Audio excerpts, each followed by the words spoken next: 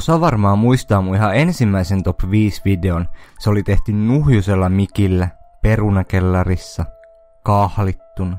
No ei kai, mutta siis se huonolla äänenlaadulla toteutettu video. Sitä on katsottu nyt huikeet yli 100 000 kertaa ja siinä on hienot yli 1400 tykkäystä. Kyseisen videon nimi oli siis Voiko pelaaminen olla vaarallista? Ja koska se video oli niinkin menestynyt, niin mä päätin tehdä siitä nyt kakkososan. Paremmalla äänenlaadulla totta kai. Mä poimin teille tällä kertaa jopa 10 kuolemaan johtanutta tapausta, joihin pelaaminen on ollut enemmän tai vähemmän osasyyllisiä. Eiköhän mennä sitten itse videoon.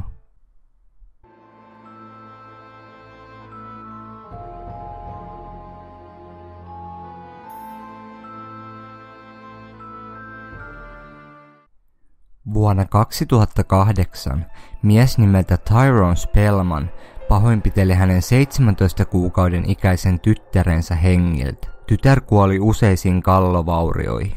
Hänen kerrottiin pelaavan kyseisellä hetkellä peliä nimeltä Ghost Recon. Hänen kertomansa mukaan hänen lapsensa oli tiputtanut hänen Xbox-konsolinsa pöydältä maahan ja se oli hajonnut. Spellman raivostui ja pahoinpiteli tyttärensä hengiltä. Spellmania oli luonnehdettu videopeliriippuvaiseksi, joka pelasi päivittäin vähintään 6-7 tuntia putkeen. Spellman pakeni talosta tekonsa jälkeen ja hän kertoi, että ryntäsi vain siksi talosta ulos, koska oli huolissaan siitä, että hänen tyttärensä oli rikkonut veljensä $600 pelikonsolin eikä hänellä ollut varaa maksaa sitä takaisin. Spellman joutuu istumaan vankilassa teostaan vähintään 22 vuotta.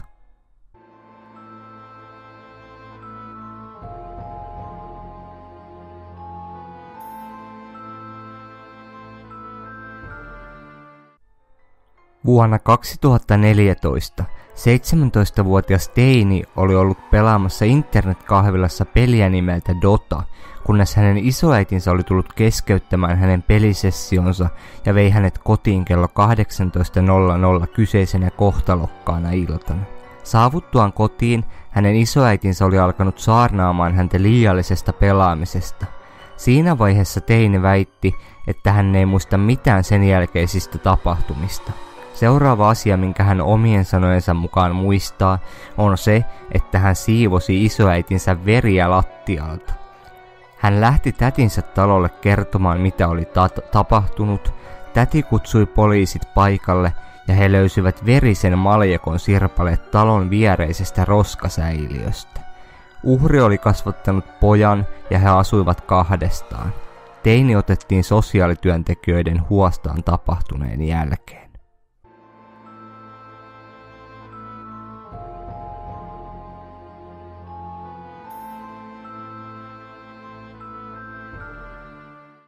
Helmikuussa vuonna 2004 17-vuotias teini nimeltä Warren LeBlanc houkutteli kaverinsa nimeltä Stephen Pakironin Leicesterin syrjäiselle alueelle. Hän tappoi ystävänsä julmasti vasaraa käyttäen. LeBlanc väitti, että hänellä oli vain tarkoitus ottaa kaveriltansa 75 puntaa, jotka hän oli kuulemma velkaa. Mutta uhrin ruumiista löytyi kuitenkin yli 50 erillistä vammaa. Uhrin vanhemmat syyttivät väkivaltaista peliä nimeltä Manhunt. Tämän kyseisen tapauksen takia Iso-Britannia kielsi kyseisen pelin myymisen kokonaan. Warren tuomittiin teoistaan 13 vuoden vankeusrangaistukseen.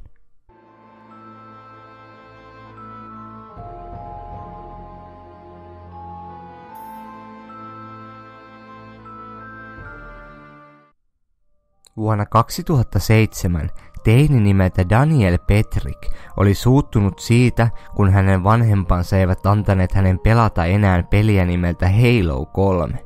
Daniel meni vanhempiensa makuuhuoneeseen ja pyysi heitä sulkemaan silmänsä, koska hänellä oli yllätys heille. Hän otti esiin aseen ja ampui heitä molempia päähän. Ihme kyllä hänen isänsä selviytyi, mutta hänen äitinsä ikävä kyllä kuoli vammoihinsa. Hänet tuomittiin elinkautiseen vankeusrangaistukseen, josta on mahdollisuus päästä koevapauteen 23 vuoden vankilassaolon jälkeen.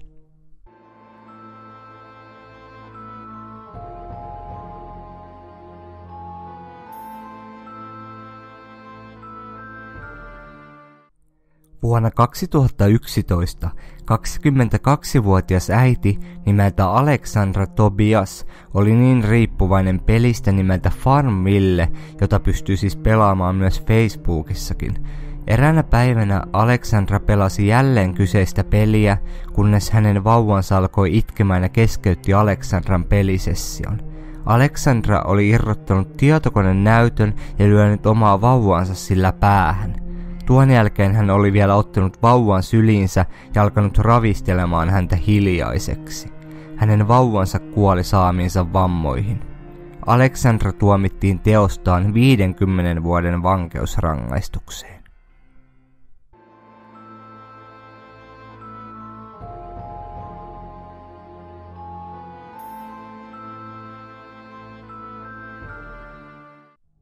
Vuonna 2010 eteläkorealainen pariskunta oli menettänyt työpaikkansa, jonka jälkeen he etsivätkin lohtua internetkahviloista, joissa pelasivatkin useita tunteja putkeen peliä nimeltä The Sims.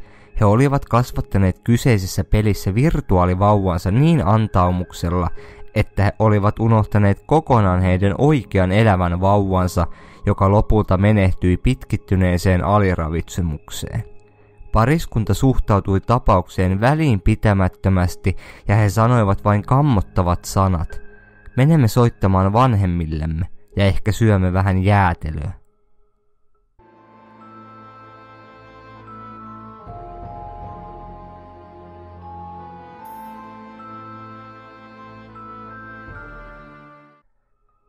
Kaksi kiinalaista Legend of Mir-pelaajaa nimeltä Qiu Chengwei ja Zhu Chayang olivat saaneet pelissä erittäin harvinaisen Dragon Saber miakan, mutta Zhu päätti myydä miakan eBayssä vuonna 2005 ilman Qiun suostumusta.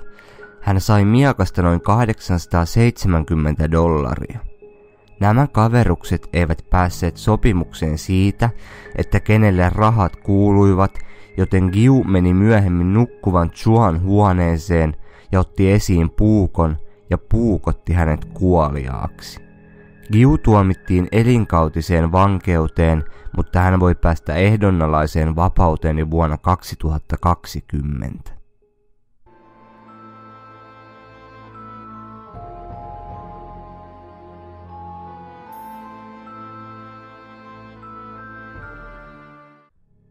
Vuonna 2007 eräs sakramentolainen radioasema päätti järjestää kilpailun, jossa voittajalle oli luvassa Nintendo Wii-niminen pelikonsoli.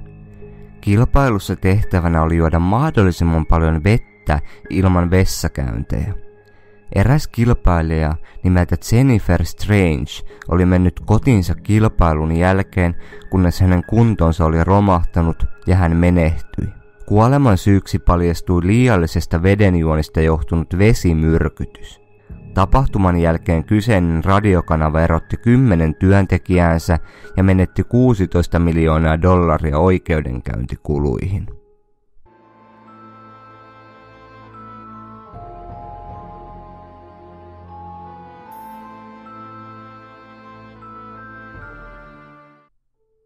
Tämän kyseisen liikunta-appin tarkoitus on saada ihmiset ulos ja liikkumaan.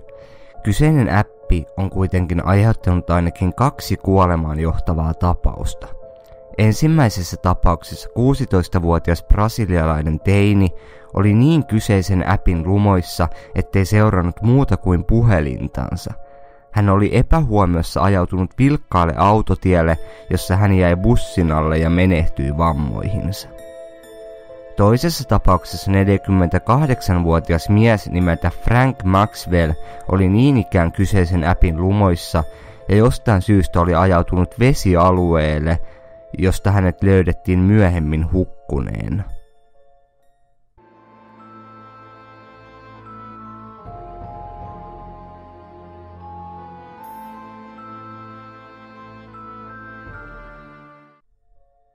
On todistettu, että tämä ehkä yksi maailman suosituimmista roolipeleistä nimeltä World of Warcraft aiheuttaa useille ihmisille suurta riippuvuutta. Eräs ehkä surullisin tapaus kyseiseen peliin liittyen tapahtui, kun nainen nimeltä Rebecca Colleen oli pelaamassa 15-tuntista pelisessiotaan, jonka aikana hänen pieni vauvansa oli nääntynyt nälkään. Nainen oli pelannut kaikessa rauhassa pelisessionsa loppuun, jonka jälkeen hän vasta soitti hätänumeroon havaittuaan tyttärensä elottomana. Tytär kuoli ennen ensihoitajien saapumista. Rebecca tuomittiin 25 vuoden vankeusrangaistukseen. Tähän videon loppuun mä voisin vielä esittääkin teille mun tilaajille ja tämän videon katselijoille vielä yhden pienen haasteen. Eli koitetaan saada tähän videoon vähintään puolet tykkäyksiä siitä, mikä on tällä hetkellä tuossa alkuperäisessä voiko pelaaminen olla vaarallista videossa. Niin sit mä oon tyytyväinen. Elikkä iskekääpä sitä yläpeukkua kaikki. Me nähdään taas ensi videossa. Se on moro!